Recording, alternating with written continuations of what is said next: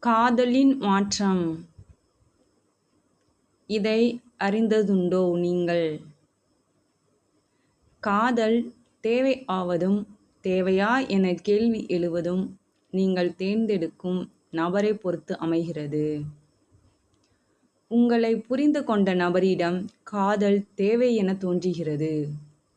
நீங்கள் புரிய வைக்க முயற்சிக்கும் நபரிடம் காதல் தேவையா என தோன்றுகிறது.